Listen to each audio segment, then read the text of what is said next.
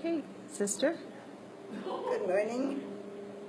I've been asked to speak a little bit about my mother, your grandmother, and I remember her as a very religious person.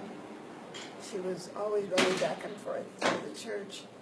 We lived very close to St. John's Catholic Church, and she would attend novena services in the evening, sometimes in the morning, and she would always be there for morning mass every morning.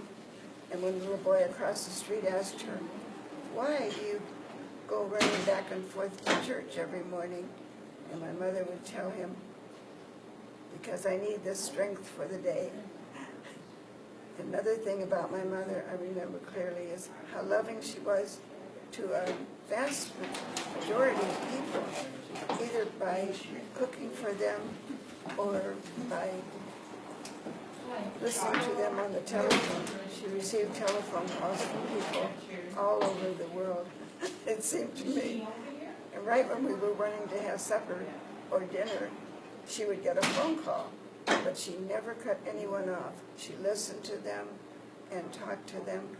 And when she died, people missed her so much, and the priest said she was like a saint because she just listened to people and helped them by her words of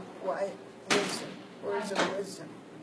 I remember why she had cooking for the sick people in our neighborhood, and she would ask me to carry the soup across the street to some people, two ladies that lived up on the second floor, and I would carry this bottle of soup up the stairs, and I was always worried that I would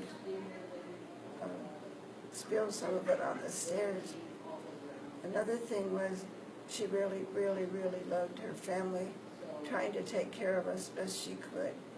And my brother Bill, not many people know about it, but he was what you call an alcoholic. And she would always have me put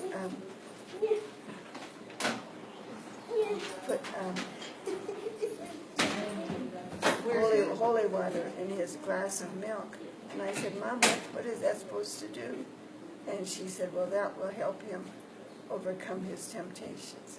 She really believed it. She had a deep faith, deep trust that she was doing the right thing.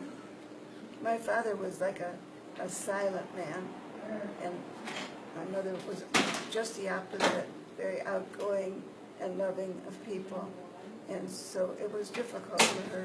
She had to go alone to many things because my dad just didn't want to go. Although he did go with her to the card club at St. John's Church. Once in a while he would go because he liked to play cards. And the two of them, I was told, they were winners quite a few times because he was a good card player. I didn't realize that she wanted me to be a sister for a long time before I even asked her if it would be all right. And she said, "Go down and ask your father." My father at that time had a tailor shop in the basement of our house. And I went down and I said, "Dad, is it all right if I go to the convent?" And he said, "Well, Father Paul did what he wanted to do, and he left to be a priest, so I guess it will be all right if you go in to be a sister.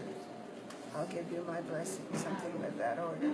And so I was really happy that they both were pleased that I could make that decision on my own. And I think Father Paul had a lot to do with it, and my mother, her example of faith and trust in God, and also her spirituality influenced me a great deal. Okay, thank you.